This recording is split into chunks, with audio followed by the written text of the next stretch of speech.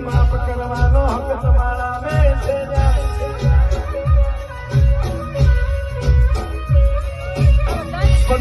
મિલીને તારી વસતી પેલી માસી ધારા જ્યાં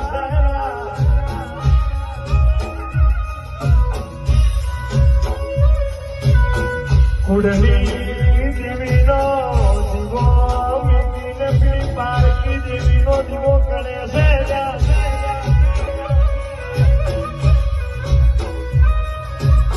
પણ તારના